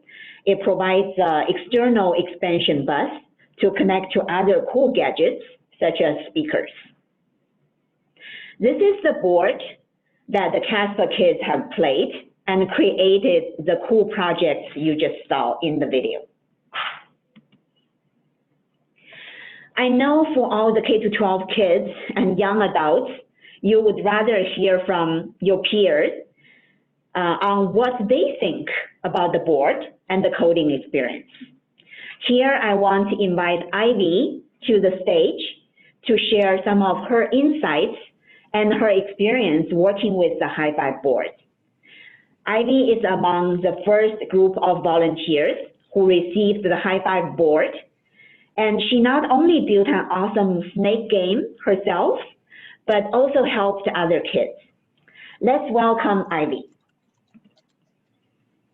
Yeah, thank you, Chloe. So, as she said, my name is Ivy. I'm a senior student at Lynbrook High School. I'm glad that I got a chance to be part of this project as a whole, and I'm one of the first few people that got to try out this new board. As a senior student, I became the student coordinator to help organize this group of kids, right? As a robotics member as well, who's known bits and pieces about IoT and RISC, I was very excited when I heard that this project actually had both. Now, as she said before about the Hi5 board, it's a new interesting device, right? It's got an IoT board integrated with multiple sensors that uses the new RISC-V computer architecture. This allows people to use or make myriads of different functions. Using this board was a fun learning experience for me, despite the fact that I already knew how to code. It's interesting to see how all these different sensors work together all on this one same board. I think this board is a great educational tool, not only for me, but also for the younger kids, to help develop an interest in engineering.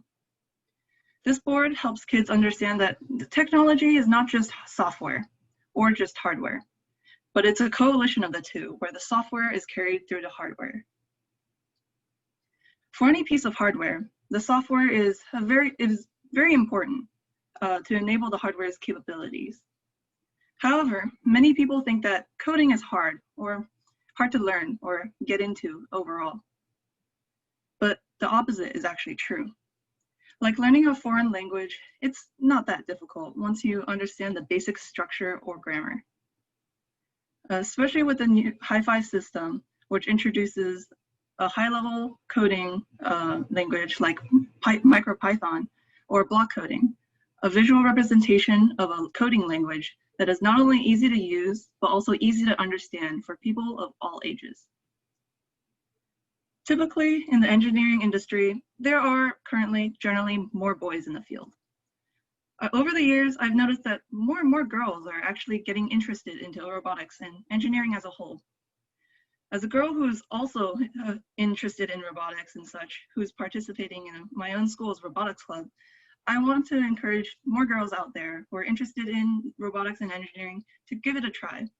And I think that the High Five board is a great starting point for those wanting to get into the engineering as a whole. Like everyone else, I've also made an interesting gain using this board. During this process, not only did I learn about developing code with boards, this project also gave me a chance to improve my own leadership capabilities. During the early stages of the group, I rallied together and organized all the students on a platform that I knew most of them already had. Other than the normal updates and announcements that I usually send out, I also provided guidance to kids, giving project ideas, encouragements, and clarifications about the project when they needed it. I also helped bridge the connections between the student group as well as the Sci-5 team by collecting feedback and then reporting these issues back to the team. Overall, I'd like to thank the Sci-5 team for letting us be the first group to experience this new device. I think this project has definitely spurred me to learn so much more about IoT and risk that I didn't know previously. And I hope that more people, kids especially, will get interested into engineering after using this new board. I also hope that everyone else will enjoy using this board as much as I did. So thank you. Thank you. Thank you for our three speakers' great sharing. So since there are a lot of the questions about the raffle drawing, so let me explain a little bit about the rule, the instruction. So the winners, please go to the chat room and use your, just be careful and focus on the step 3. Use your email address and mail to conference@caspa.com, and also attach your home address and phone number so that we can mail you the Sci-5 board. Thank you.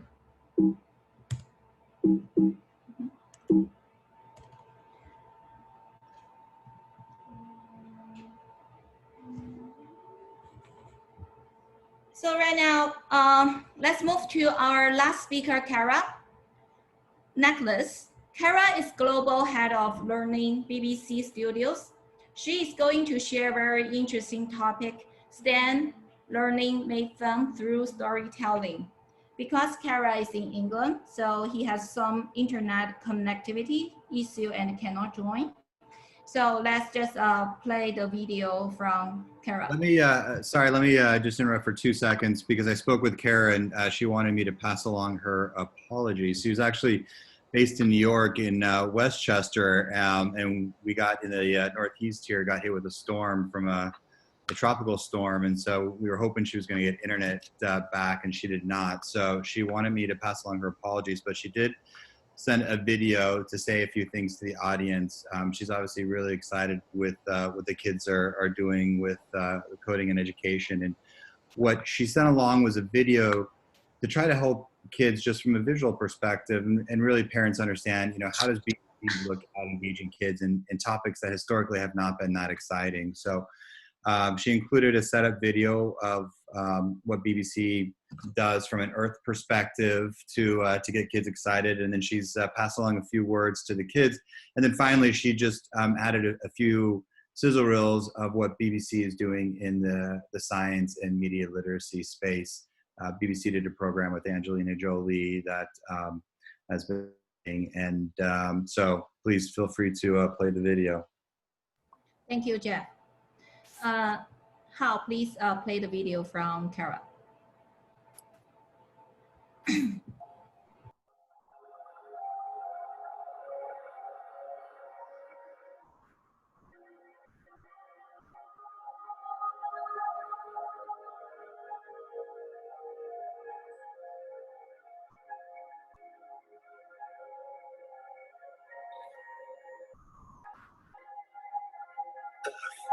is yours.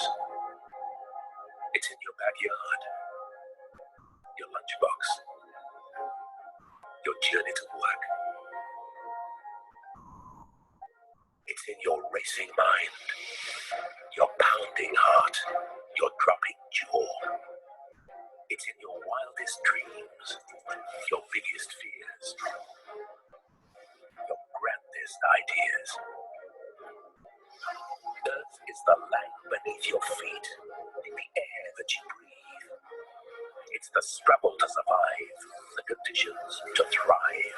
It's your present, future, and past, the questions you dare to ask.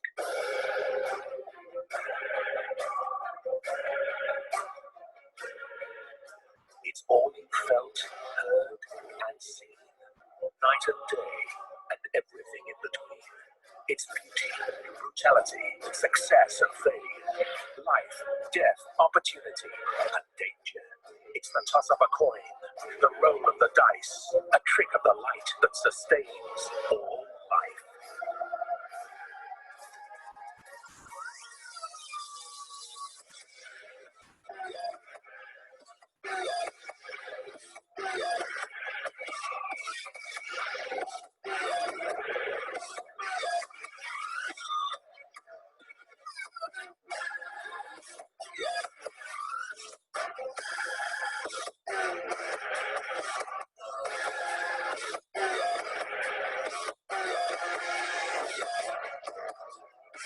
It's the unexpected, the unimaginable, making the impossible possible. It's the wonder of evolution, it's innovation, it's religion, and the birth of human civilization.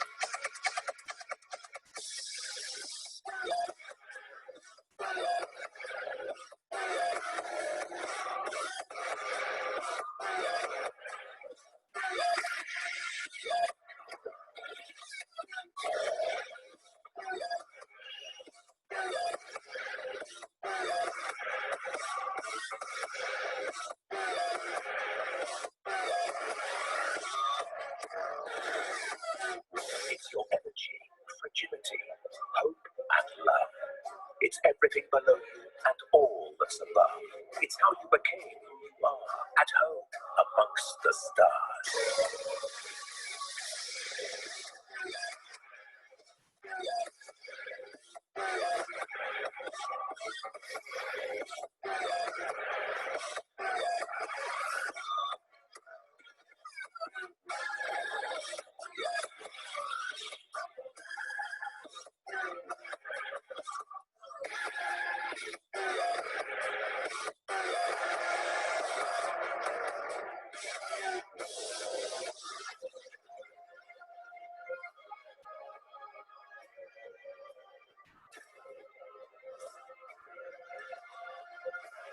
Welcome to BBC Earth, where you can experience something amazing every day. In a world of endless wonder, no one gets you closer to the thrill of being alive. Be inspired. Be here. BBC Earth, unmissable. Hi everyone. I'm so excited to have the opportunity to speak to the CASPA members and all of the students that are interested in the future of technology. My name is Kara Iconis, and I am the Global Head of Learning for the BBC. For almost 100 years, the BBC has been a leader in education, and we now reach over 100 million students in both schools and homes throughout the world. The BBC looks to engage and provide a love of learning through our TV productions, radio, and education initiatives. We strive to bring the excitement of media and merge it into the world of education as we all work together to educate the next generation of students. BBC has played a key role in bringing new, exciting education content and products into the market. Some of our partnerships have married the coolness of Hollywood with first-rate standards-aligned instruction, like the media literacy program we did with Angelina Jolie earlier this year called My World. We have also worked to empower teachers with tools in STEM, with the leading digital science provider in the US. It is now more critical than ever that we excite students with a love of learning in areas that will impact their lives and the world around them. Technology will play a fundamental role shaping and educating students and making up the jobs of the future. We will continue to strive to help deliver education solutions that leverage our powerful storytelling and our exciting BBC Media assets to give students in this generation and future generations around the globe the knowledge they need to participate in a world that will be defined by the technology innovation to come. I want to thank the CASPA executive team for inviting me to speak to you all, and I encourage students to become the next innovators, dreamers, and problem solvers of the future. BBC Learning hopes to be right next to you along your way. Thank you.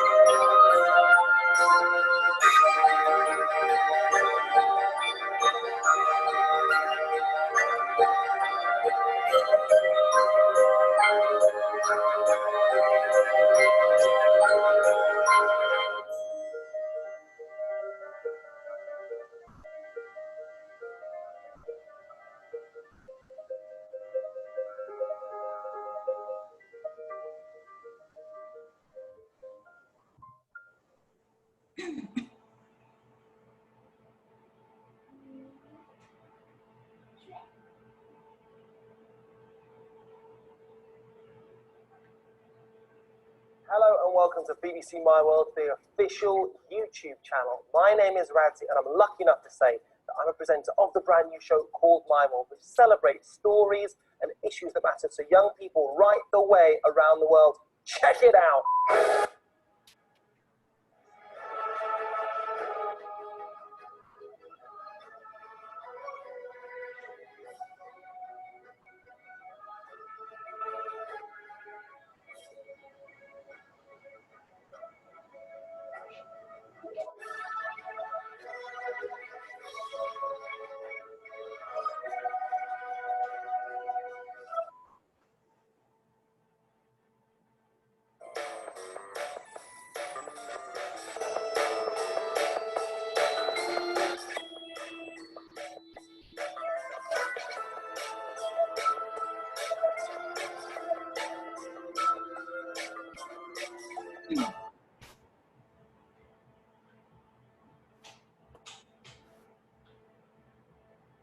It's a great video, and thanks for Kara's great sharing. You know, both STEM learning and public speaking, storytelling are very important. It is a very interesting combination between these two. Most importantly, you make STEM learning sounds fun. Thanks again, Kara. So right now it's time for our second round of raffle drawing. Hao, please take the raffle. And let's find the other 5 lucky winners. Okay, so the first one, the last 4 digital is 6453.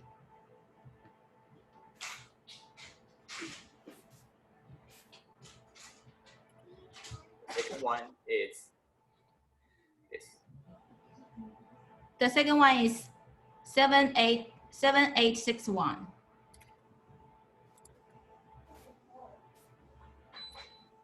The third one The third one is 7281. Fourth one. 0203. The last one. Last one, 1203. Congratulations, all the winners. So just remember that please go to the chat room and use your registration email and mail your information, like your home address and phone number to conference@caspa.com, and there are instructions in our chat room, chat window. Congratulations, all the winners. Ladies and gentlemen, let's be ready for our most fabulous and exciting section of today's event. CASPA Inventor Showcases are coming. Patrick is the MC of the showcase section. He is a ninth grader at Mission San Jose High School. So Patrick, please take over the floor. Okay. So hi, my name is Patrick and I'm 15 years old and I'll be your MC for today. I was 9 years old the first time I started programming, and I've done many projects on my computer as well as some on developer board hardware. I like outdoors, long summer days, and taking naps. However, this year COVID-19 hit and we had to shelter in place. So when Sci-Fi started this program to get kids to beta test their new Hi5 board, a bunch of us jumped on it and it's been pretty fun. Today we will showcase the various projects we did on our Hi5 boards, and if you have any questions, please ask them in the Q&A and we will answer them after the presentations. But first, I want to acknowledge the effort that everyone put into this, and the people are Ivy, Annie, Kevin, Joy, William, Michael, Celine, Jinhan, Amelia, Zinin, Elia, Jake, Jacob, Elkin, Cynthia, and Elaine. Thank you for your hard work and dedication. We are entering an era where everything around us is becoming smarter. A key difference you see in the Hi5 board designed for AIoT and other boards is that it has all kinds of sensors to tell the temperature, acceleration, orientation, etc., just like us human beings. And then it can make some decisions on its own. We have a couple inventors whose projects leverage the compass, so the Hi5 can tell you when it is facing north. I would like to invite our youngest inventor, Celine, to tell you how she did it. Celine, please. Hello everyone, I'm the little inventor Celine. I'm 6 years old. Welcome to be one of us Hi5 inventors. Thank you.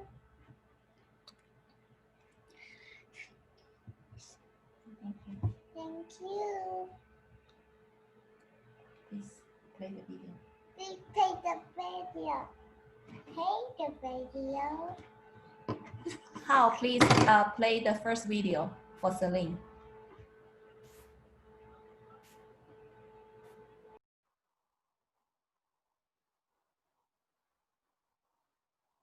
Everyone, my name is Shirley. I'm 6 years old. Today I'll show you how to play a compass on Hi5. Let's get started.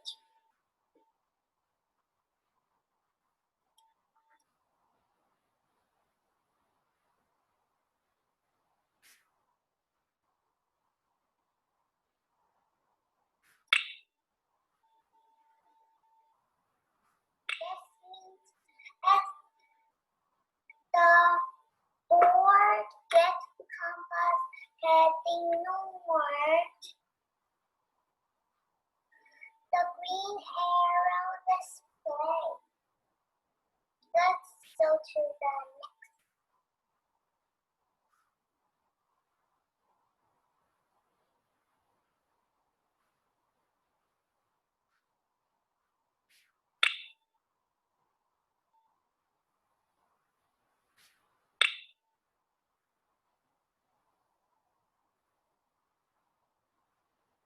This means when the board gets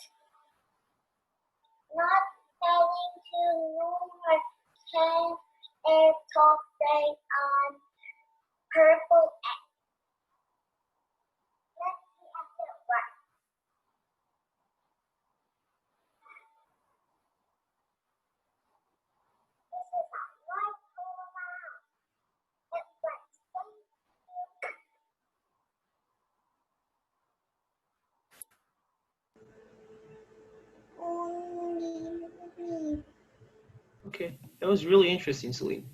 So the question, one of the questions I have is, what's the difference between this compass and a regular compass?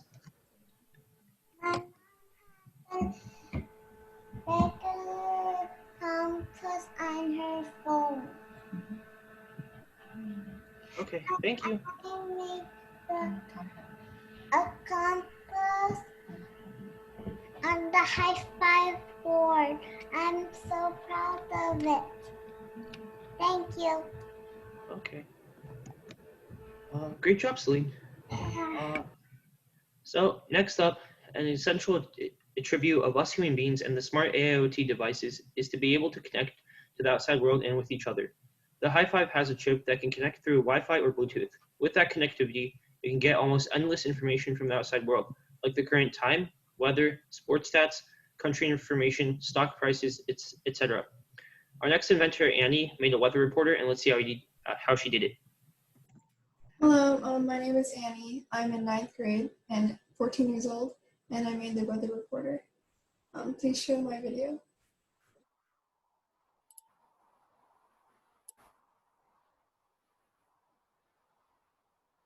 Hello, my name is Annie, and today I'll be showing you how I made the weather reporter with the Hi-Fi board. Let's get into it. So first off, you can see that I connected the board to my Wi-Fi, and then I asked it to request some data from the api.openweathermap.org. Later, we will take the data and match it to an image. Here I'm showing what would happen with only one of the several weather conditions. If the weather is clear, it will play a happy tune and then display a little animation. Here are all the weather conditions. For the more negative conditions, I chose to play a minor variant of the tune. This was a success. It played a happy tune and showcased a little image of a cloud. Here I just covered it with a slightly transparent screen so that you can see it better. Notice the little cloud shape? It worked. Anyways, thank you for watching. Have fun creating with the High Five board. Okay, thank you, Annie. That's pretty cool. But a question I have about this is, how do you determine the kind of music you play for the different weathers? I thought for more happy weathers like sunny or cloudy, it would play a happier tune. And if it was more moody, sad kind of weather, I would play a sad tune. Cool. Thank you, Annie. So Professor Asanovich talked about how arcade games inspired him to make faster game machines, and he is now one of the most respected scholars in computer architecture. We like games too. So a lot of us created fun games with the High Five, like the Snake game from Ivy, Meteor game from Kevin, Dice from Jake, Digital Pet from Elaine, and Navigation game from Michael. I have Michael here to show you how he coded his game. Hello, everyone. My name is Michael, and I'm in 11th grade. And I made a navigation game with my sci-fi board. So yeah.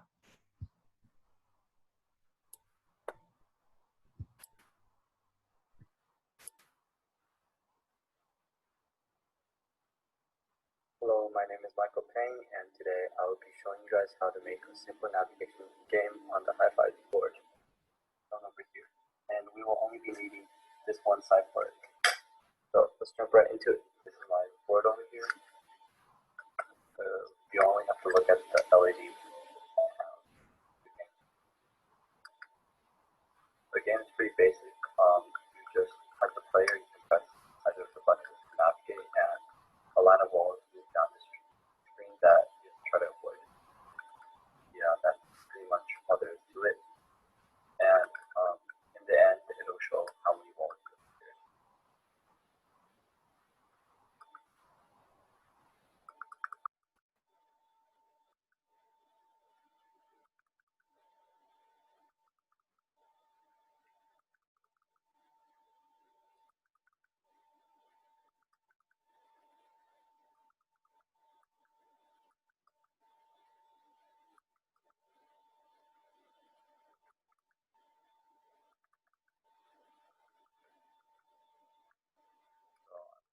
Die real quick, show how it looks.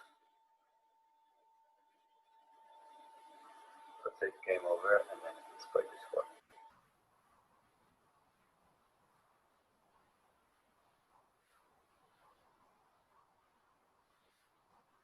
That's it. Okay, so now I'm going to walk through my MicroPython program. So the game is run by frames, and to do this, I've engaged our code a while loop over here, as shown. To track each frame, I've created a variable called count, and it is incremented every iteration of the while loop. So down here. This variable is essentially used to separate how fast the player moves and how fast the wall moves. So now I'm going to walk through each component of the while loop. These first 3 lines are what draw the shapes that are displayed on screen. This next portion allows for the control of the player X position on the board. Next portion of the code just manages wall movement based off the frames and determines the final score based off of the player crashes into one of these walls. And yeah, that's pretty much it.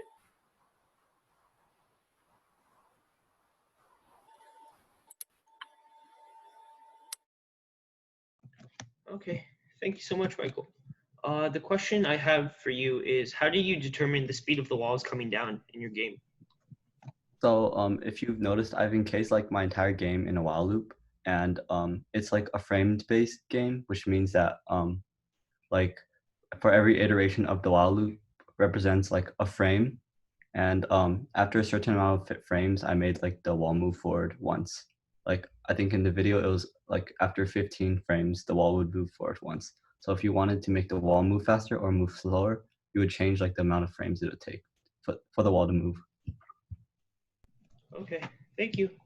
So next we're going to have another inventor who made a game, Elaine, to show us how she did her digital pet project.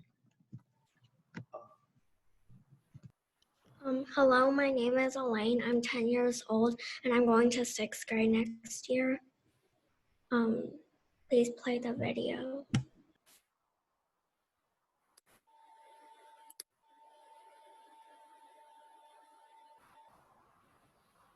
Using the LED screen, you can make almost any animal you want. I chose to make a hamster-like thing, and its name is Sky. Now onto the code. Using indexes, I made it so you can change the screen. This is the pet screen, this is the happiness screen, and this is the food screen. If you click the A button on this screen, the pet will jump up and down, and it will increase its happiness. As you can see, the heart is now halfway full. You can also make your pet eat the watermelon or any other fruit or vegetable that you want your pet to eat, as you can also use your LED screen to program that. You can see that my pet ate the bites out of the watermelon. Every time you press the A button, the pet jumps up and down. See, this is what I've used to code my virtual pet. After importing NeoPixel so I could use the LED screen, you can see that I have a variable called views and views index. In views, it says pet, happiness, and food, the screen names. So every time the view index goes up, it will change the screen to either pet, happiness, or food. I first set the happiness level to 100 and food level to 100, as I slowly decrease the food level and happiness level so the player has to keep feeding and playing with their pet. When button B is pressed, the view index goes up by 1 so that the screen will change. If the view index is pet, as you can see here, and button A is pressed, then the food and happiness level will go up. If the view index is on happiness, then it will show the happiness level, and if the view index is on food, then it will show the watermelon or whatever food that you've chosen.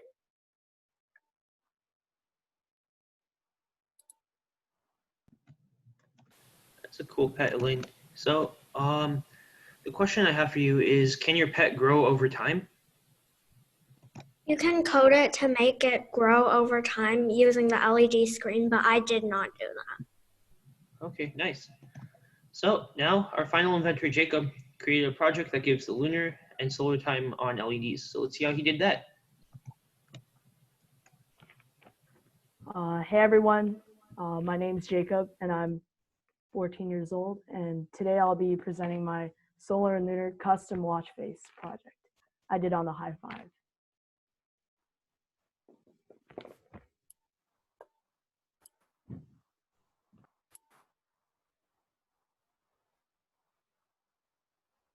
Hey guys, my name is Jacob and I'm 14 years old. Today I'll be talking about the solar and lunar custom watch face project I did on this high five board. So this is the code for the solar and lunar custom watch face project, written in MicroPython, which is a variation of the popular Python program. So first, we set the Wi-Fi mode. Then we connect the hi-fi board to Wi-Fi. And here we have the function that will return the time in your local area by connecting to the website worldtimeapi.org.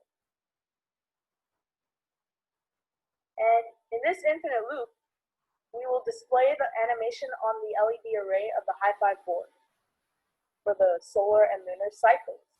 So at different times of the day, the animated sun or moon will be in a different location of the sky, just like in real life.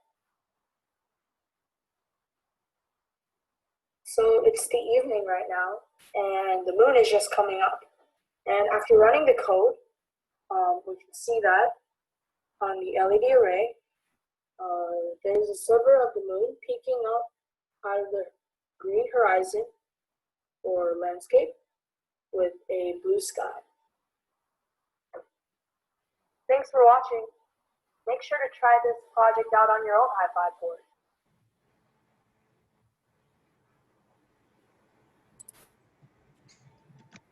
Okay, thank you so much, Jacob. So now if the audience has any questions, we can answer those.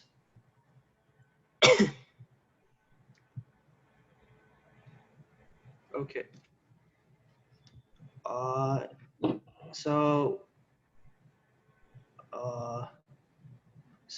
Jacob, why did you choose, what was the inspiration behind your project? Oh, so I saw like the LED array on the high five board, and I thought, like, how can I like, I thought it would just be interesting to code it so that like you could see the sun and moon depending on the time of day. So yeah. Okay, nice. So Michael, how long did it take for you to make this project? It took me about like a week to make it. Okay, nice. And Annie, what were some difficulties while making this project? Overall, it was just getting it so that the speaker and the animation, or not animation, the image would show up at the same time. Okay, nice.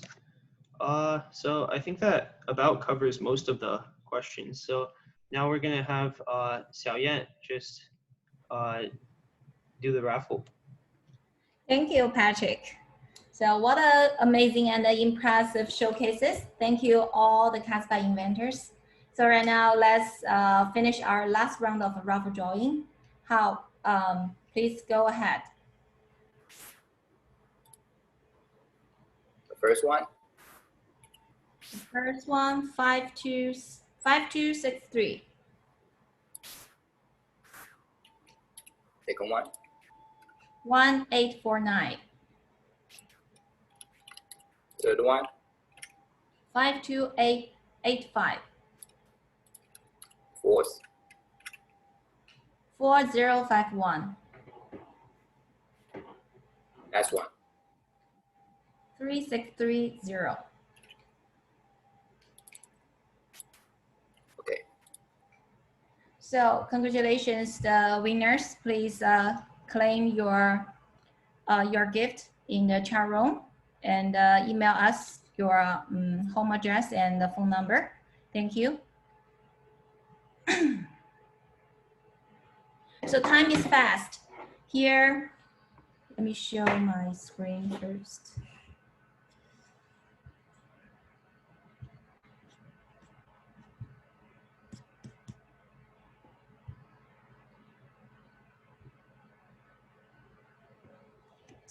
Here on behalf of CASPA, I would like to thank all the speakers, showcases, volunteers for your precious time and strong support. Appreciation also goes to all participants, CASPA teams, and volunteers. Each one of you has greatly contributed to the successful completion of wonderful event.